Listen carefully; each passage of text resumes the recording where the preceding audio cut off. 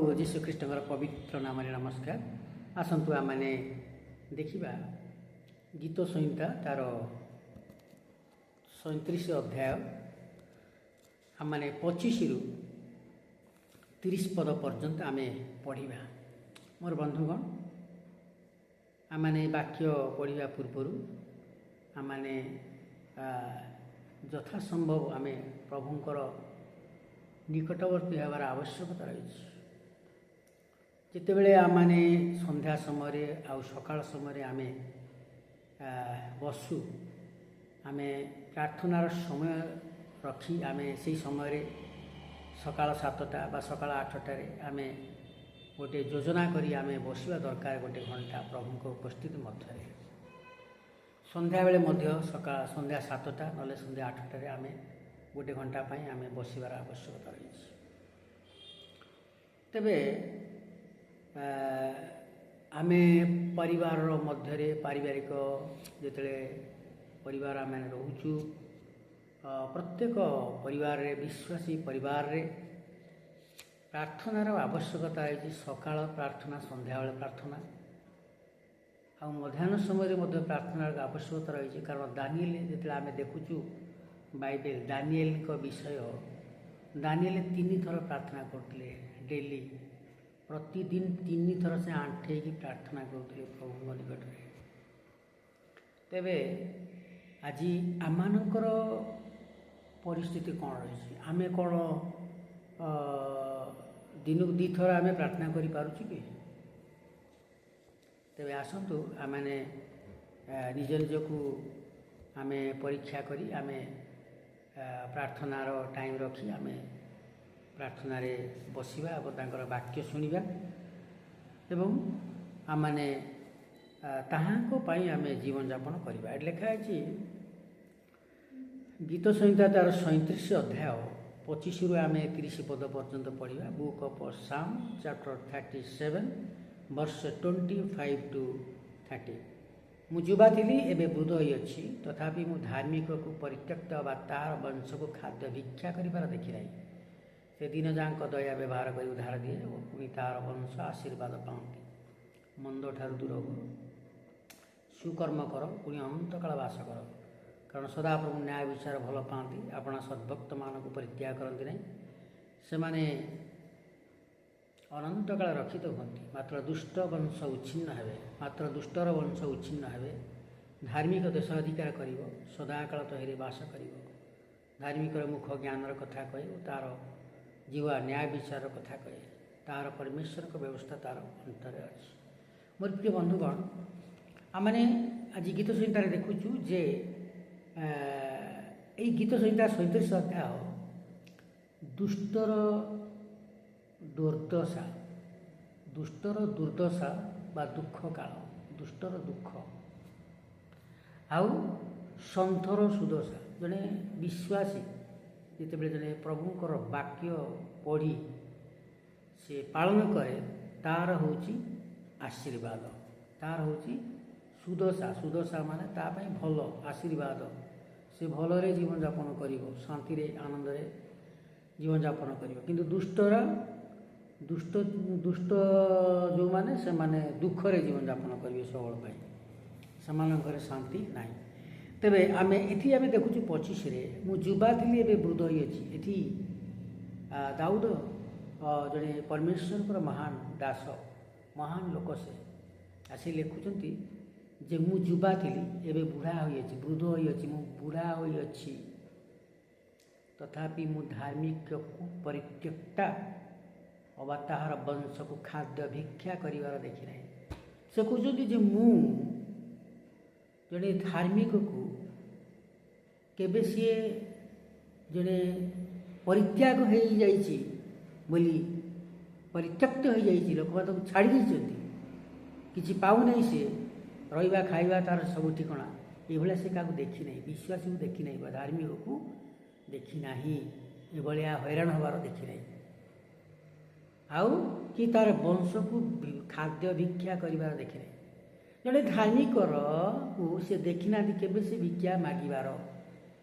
जड़े धार्मिक केबे परित्यक्त हब नहीं कि केबे भिक्षा मागिब नाही। परमेश्वर ताकू ठीक समय ताकू घर दियंती, खाद्य दियंती, वस्त्र दियंती, ज्ञान दियंती, बुद्धि दियंती, सुस्थता दियंती।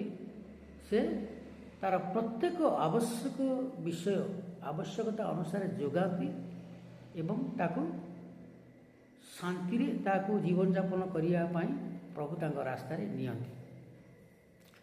यदि आम देखिए 41 अध्याय तार 13 पद जिसाय लिखा है जे प्रभु कहले भय कर नहीं, भय कर नहीं। जिसा 41:10 लिखा हो भय कर नहीं, आम तुम संगरे अच्छु,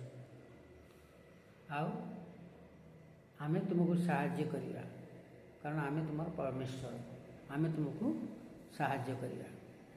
41:10 41:13 आम देखा जदि सेठी लेखा होची गीत जिसाय बुक ऑफ आइजाया चैप्टर 41 वर्ष 13 जिसाय तार 41 अध्याय 13 पद। कारण आमे सदाप्रभु तुम परमेश्वर तुम दक्षिणस्थ धरी तुमको कहवा भय कर नहीं, आमे तुमर साहाय्य करिया। एठी मध्य प्रभु प्रकाश करछन जिसाय द्वारा। जिसाय जने भविष्यत वक्ता आ परमेश्वर तांको सिलेक्टेड करछन्ती स्पेशल भाव में से लोक मानू किभली भाव से परिचालना करेंगे। प्रभु निजे प्रकाश करछन तांको द्वारा जे कि कौन प्रकाश करछन, कारण आमे सदाप्रभु तुम परमेश्वर, आमे सदाप्रभु तुमर परमेश्वर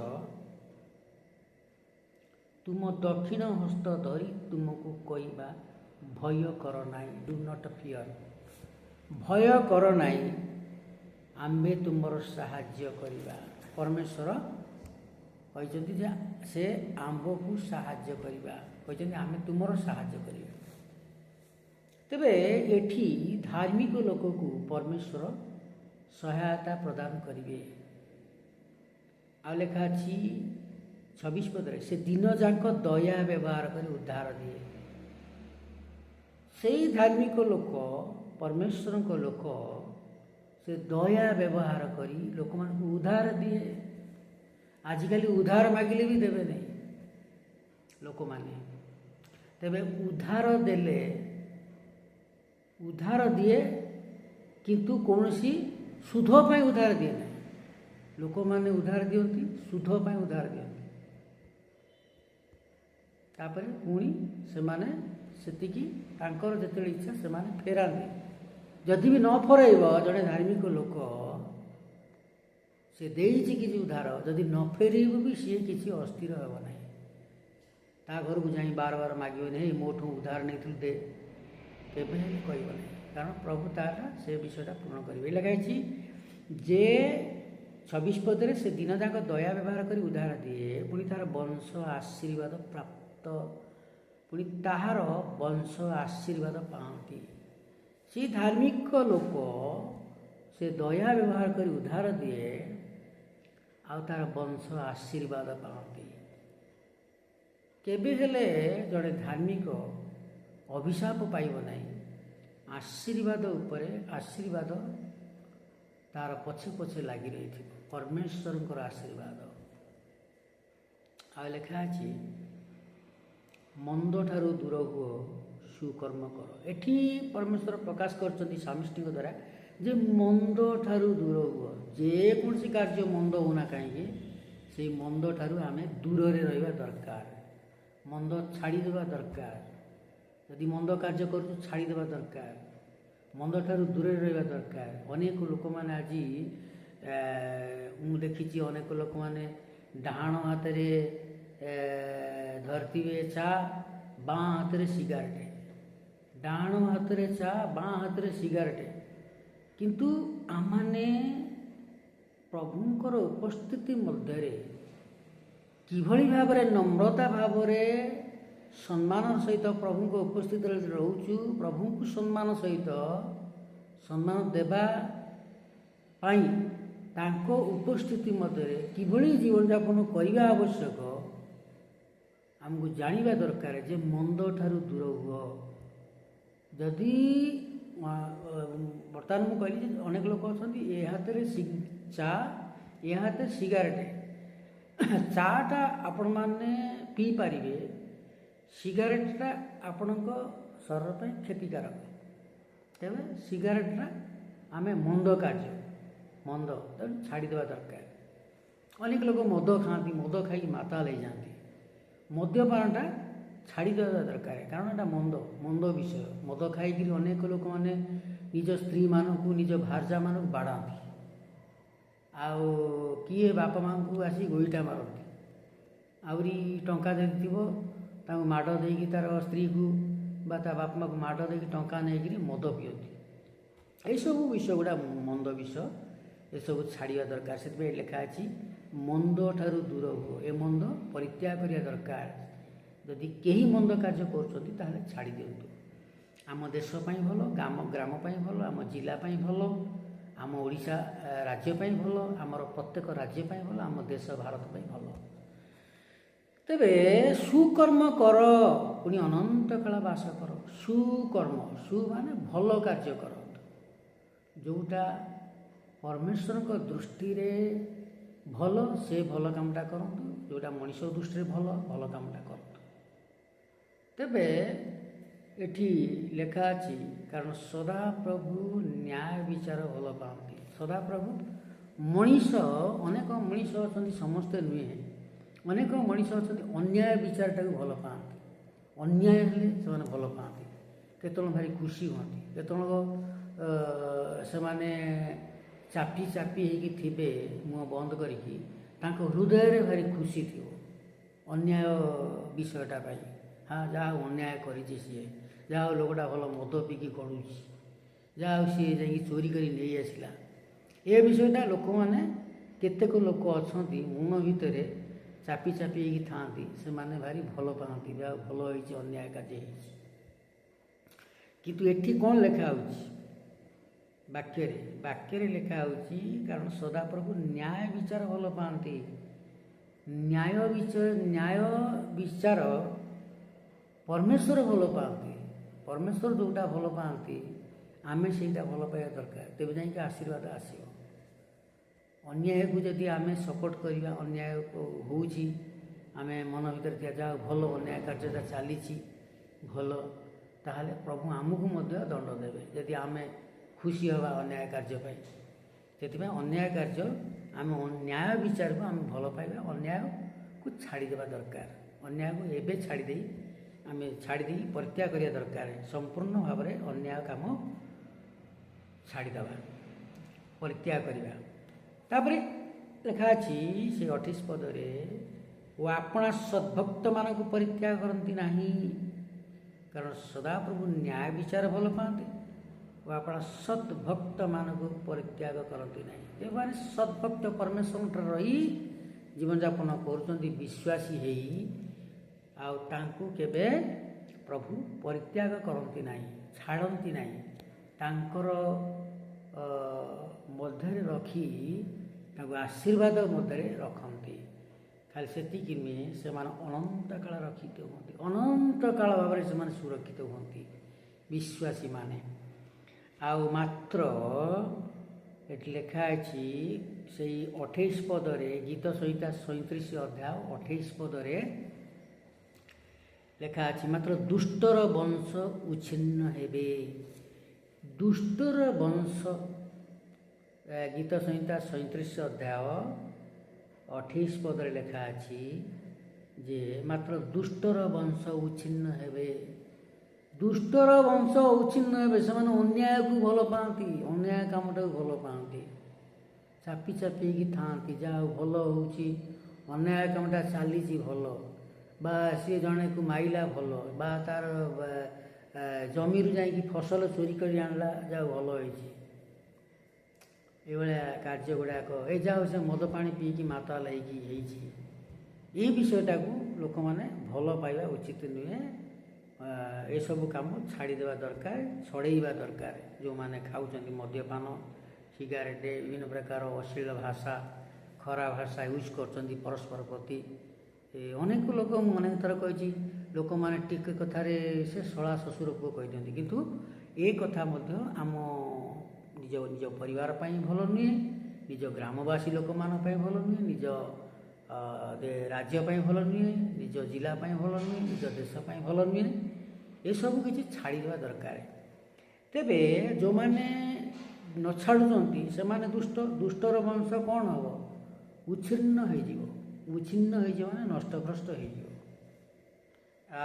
धार्मिक देश अधिकार कर सदाकाल तहिरे बास कर। धार्मिक लोक जो मैंने विश्वासी धार्मिक लोक आम देखुचु विश्वासी बोली कह जाए। तेरे से विश्वासी माने बा से धार्मिक माने से विश्वासी माने लेखा अच्छी से माने ही देश अधिकार करी रहिबे विश्वासी माने आउ सदाकाल तहिरे बास करिवे। विश्वासी माने देश अधिकार करिवे सदाकाल तहिरे बास करिवे। तेबे आमे देखुचु विश्वासी माने कोठु आइले से आमरी भारतीय लोक माने अविश्वासी थे से विश्वासी हेले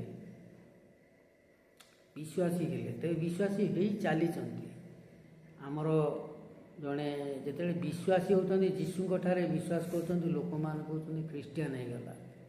जड़े भाई यूट्यूब रे लिखी आमर जड़े लोक मु देखिली आमर यूट्यूब रे कहले ख्रीस्टियान से लिखी ख्रीस्टियान लोक माने गंड मूर्ख ख्रीस्टियान लोक माने गंड मूर्ख लिखी से किंतु तेबे से गंड मूर्ख जो ख्रीस्टियान लोक मैंने आपड़ कहले जे लिखिंट जे ख्रीस्टियान लोक मैंने गंड मूर्ख किंतु से ख्रीस्टियान लोक मैंने गंड मूर्ख से ख्रीस्टियान लोक मैंने तैयारी जिनस गुड़ा फोन से माने तैयारी कर रेडियो से माने तैयारी कर ख्रीस्टियान लोक टीवी मध्य तैयारी कर ख्रीस्टियान लोक इंटरनेट सब तैयारी कर ख्रीस्टियान लोक उड़ाजाहाज तैयारी कर ख्रीस्टियान लोक रेलवे इंजिन तैयारी कर ख्रीस्टियान लोक इलेक्ट्रिक बल्ब तैयारी कर ख्रीस्टियान लोक फोन तैयारी कर शिखेले। तेबे ताहले कहीं ख्रीस्टियान लोक मानकर जिनस व्यवहार कर तेबे जो माने जी लिखिं जे यूट्यूब रे मु देखिली ओडिया लिखाई ख्रीस्टियान लोक माने गंड मूर्ख। तेरे जी लिखिं सी निजे गंड मूर्ख जापारना किंतु से निजे गंड मूर्ख से किंतु अन्य को कहते ख्रीस्टियान लोक गंड मूर्ख। ख्रीस्टियान लोक माने गंड मूर्ख नुहति से वीआईपी लोक से विश्वासी लोक से धार्मिक लोक से ज्ञानी लोक से आशीर्वादकारी लोक से अन्य मानक आशीर्वाद बांटती आशीर्वाद दियंती से अन्य माने तांको द्वारा आमर राज्य ओडिशा राज्य आशीर्वाद पाउछि से विश्वासी बा से ख्रीस्टियान से धार्मिक लोक मान द्वारा से विश्वासी लोक मान द्वारा आम राज्य आशीर्वाद पाउछि आम देश आशीर्वाद पाउछि। आज प्रत्येक देश लोक माने आशीर्वाद मध्य अछंती। तेबे से ख्रीस्टियान लोक माने उड़ाजाहाज तैयारी करछंती किंतु से जो लोक माने आज विरोध करछंती से माने से उड़ाजाहाज एरोप्लेन रे जाउछंती से एरोप्लेन तैयारी करछंती से ख्रीस्टियान लोक माने तैयारी करछंती। रेडियो फास्ट रेडियो जड़े तैयारी करथिले मार्कोनी से रेडियो आगे व्यवहार करथिले हमर एई लोक माने एबे एबे वर्तमान टीवीटा भी आमर ख्रीस्टियान लोक माने तैयारी करछंती। टेलीविजन टीवी आमर जो इलेक्ट्रिक बल्ब ख्रीस्टियान लोक माने तैयारी करछंती। रेल इंजिन जो रेल आम रेल चलुची रेल जाऊँ जावासिया कर ताहले आपण तो गंड मूर्ख लोक मान कहले ख्रीस्टियान लोक मान से रेल कहीं जावासिया कर जो लोक आपण जो लोकटी आपण कहते जे ख्रीस्टियान लोक मैंने गंड मूर्ख से ही गंड मूर्ख लोक मैंने ही तैयारी कर रेल इंजिन। तेज रेल इंजिन रेल जाऊँ कहीं ट्रेन रे टीवीटा कहीं व्यवहार कर इलेक्ट्रिक बल्ब कहीं व्यवहार कर ना यहाँ ख्रीस्टियान लोक तैयारी कर आम व्यवहार करूँ तेज सबू देखु क्या आपण गोटे अंध भाव आम अन्न को खराब भाषा कहवा गाड़ी दवा गंड मूर्ख कहवा यहाँ आम भावी चिंतिकी आम कथबार्ता गुड़ाक व्यवहार करवा दरकार। आपड़ एत ज्ञानी लोक ଯଦି ଜ୍ଞାନୀ ଲୋକ ହୋଇଥାନ୍ତେ ଖ୍ରୀଷ୍ଟିଆନ ଲୋକମାନଙ୍କୁ ଗଣ୍ଡମୂର୍ଖ କହିନଥାନ୍ତେ, କାରଣ ଆପଣ ଅଜ୍ଞାନୀ, ଆପଣ ଗଣ୍ଡମୂର୍ଖ ନିଜେ, ସେଥିପାଇଁ ଖ୍ରୀଷ୍ଟିଆନ ଲୋକମାନଙ୍କୁ ଆପଣ ଗଣ୍ଡମୂର୍ଖ ବୋଲି କହୁଛନ୍ତି। ତେବେ ଏ କଥା ବନ୍ଦ କରନ୍ତୁ। ଖ୍ରୀଷ୍ଟିଆନ ଲୋକମାନେ ହେଉଛନ୍ତି ସବୁଠାରୁ ଭଲ, ସେମାନେ କେଉଁଠି ଗଣ୍ଡଗୋଳ କରନ୍ତି ନାହିଁ, କାହାକୁ ସେମାନେ ଥଟ୍ଟା ପରିହାସ ତାମସା ଏସବୁ ସେମାନଙ୍କ ପାଖରେ ନାହିଁ। ସେମାନେ ସବୁ ପ୍ରକାର ଖରାପ ଅଭ୍ୟାସ ପରିତ୍ୟାଗ କରିଛନ୍ତି। ତେଣୁ ଆପଣ ଆପଣଙ୍କର ପରିବାର ଭଲ ରୁହନ୍ତୁ, ଆମର ପ୍ରାର୍ଥନା। ଆପଣ ଶାନ୍ତିରେ ରୁହନ୍ତୁ। ଆପଣଙ୍କୁ ଯେଉଁ ଧର୍ମଟା ଇଚ୍ଛା ଲାଗିଲା ଆପଣ ଯାଆନ୍ତୁ, କେହି ଆପଣଙ୍କୁ ବାଧ୍ୟ କରୁନାହାନ୍ତି ଯେ ଆପଣ ଖ୍ରୀଷ୍ଟିଆନ ହୁଅନ୍ତୁ, ଆପଣ ମୁସଲିମ ହୁଅନ୍ତୁ, ଆପଣ ହିନ୍ଦୁ ହୁଅନ୍ତୁ, କେହି କାହାକୁ ଖୋସାମତ କରୁନାହାନ୍ତି, କେହି କାହାକୁ ଜବରଦସ୍ତ କରୁନାହାନ୍ତି। ତେବେ ଆମେ ଏଠି ଦେଖିଲୁ, ସେଥିପାଇଁ ଧାର୍ମିକ ଦେଶ ଅଧିକାର କରିବ, ସଦାକାଳ ତହିଁରେ ବାସ କରିବ। ଧାର୍ମିକର ମୁଖ ଜ୍ଞାନର କଥା କହେ ଓ ତାର ଜିହ୍ୱା ନ୍ୟାୟ ବିଚାରର କଥା କହେ। ଧାର୍ମିକ ମାନେ ଆପଣମାନେ ଯେଉଁ କହୁଛନ୍ତି ଯେ ଖ୍ରୀଷ୍ଟିଆନ ଲୋକମାନେ ଗଣ୍ଡମୂର୍ଖ, ଖ୍ରୀଷ୍ଟିଆନ ଲୋକମାନେ ହିଁ ଧାର୍ମିକ, ସେଇମାନେ ହିଁ ଜ୍ଞାନର କଥା କହନ୍ତି। ସେମାନେ ଜ୍ଞାନୀ ଲୋକ, ସବୁଠାରୁ ଜ୍ଞାନୀ ଲୋକ। ବାଇବେଲରେ ଜଣେ ସଲୋମନ ଥିଲେ, ପୃଥିବୀର ଜ୍ଞାନୀ ଲୋକ, ସର୍ବଶ୍ରେଷ୍ଠ ଜ୍ଞାନୀ ଲୋକ ସଲୋମନ। ତାଙ୍କଠାରୁ ଏ ପୃଥିବୀରେ ଆଉ ଜ୍ଞାନୀ କେହି ନାହିଁ।